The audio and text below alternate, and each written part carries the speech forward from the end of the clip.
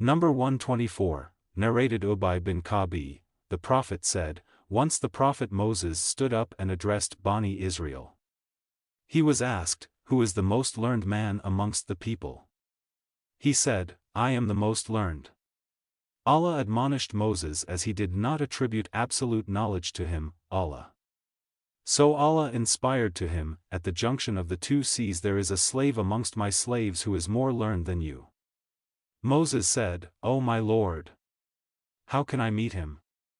Allah said, take a fish in a large basket, and proceed, and you will find him at the place where you will lose the fish. So Moses set out along with his servant, boy, Yusha bin Nun, and carried a fish in a large basket till they reached a rock, where they laid their heads, i.e. lay down, and slept.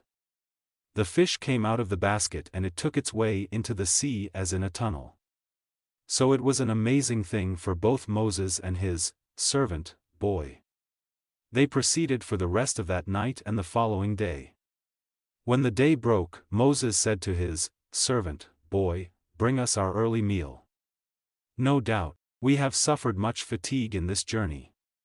Moses did not get tired till he passed the place about which he was told.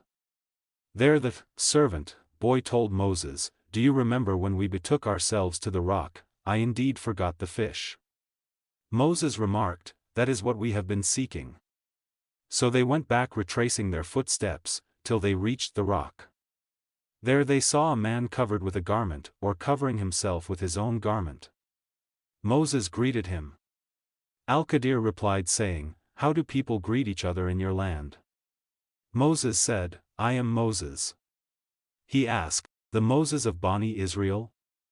Moses replied in the affirmative and added, may I follow you so that you teach me of that knowledge which you have been taught? Al-Qadir replied, verily. You will not be able to remain patient with me, O Moses. I have some of the knowledge of Allah which He has taught me and which you do not know, while you have some knowledge which Allah has taught you which I do not know. Moses said, Allah willing, you will find me patient and I will not disobey you in aught. So both of them set out walking along the seashore, as they did not have a boat. In the meantime a boat passed by them and they requested the crew of the boat to take them on board. The crew recognized Al-Qadir and took them on board without fare. Then a sparrow came and stood on the edge of the boat and dipped its beak once or twice in the sea. Al-Qadir said, O Moses! My knowledge and your knowledge have not decreased Allah's knowledge except as much as this sparrow has decreased the water of the sea with its beak. Al-Qadir went to one of the planks of the boat and plucked it out. Moses said, these people gave us a free lift but you have broken their boat and scuttled it so as to drown its people. Al-Qadir replied, didn't I tell you that you will not be able to remain patient with me? Moses said, call me not to account for what I forgot. The first excuse of Moses was that he had forgotten. Then they proceeded further and found a boy playing with other boys. Al-Qadir took hold of the boy's head from the top and plucked it out with his hands, i.e. killed him.